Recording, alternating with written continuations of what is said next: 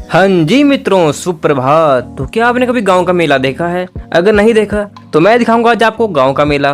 मेला है मेरे गांव से दूसरे गांव में, जहां जाने के लिए हमें जाना पड़ेगा पैदल। तो मैं चल पड़ा था पैदल पैदल मेले की तरफ को।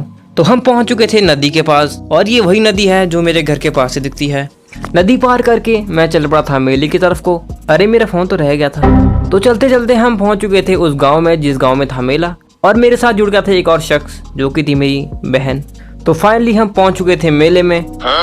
अरे ये मेला नहीं है, अभी तो हम सिर्फ आराम करने बैठे हैं। और मेले में पहुंचने के बाद ये झिंगुर सी लड़की करने लगी थी अपनी अजीब सी हरकतें, और उसके बाद चल पड़े थे हम मेले को एक्सप्लोर करने।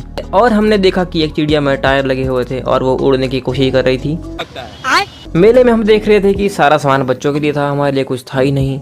उसके बाद हमें दिखा एक सांप जो कि हमें कह रहा था कि फिर हमने पकड़ लिया था उस चिड़िया को, लेकिन वो उड़ने की बजाय नीचे गिर गई थी।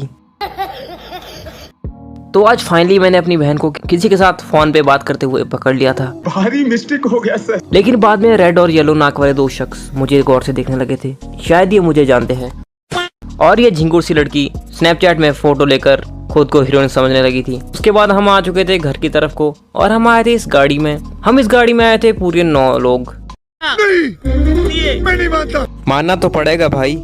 फिर हम चल पड़े थे घर की तरफ को, और ये लड़की इतनी धूप में रील बना रही थी और मैं इसका बैठकर इंतजार कर रहा था। कौन है ये लोग? कहां से आते हैं? लगभग 30 मिनट बाद ये लड़की वापस आई और हम चल पड़े थे घर की तरफ को। तो इस व्लॉग को करता हूँ मैं यहाँ पर ही समाप्त। मिलता हूँ मैं आपको नेक्स्ट व्लॉग में, तब तक के लिए बाय। और हाँ, सब्सक्राइब करना मत भूलना।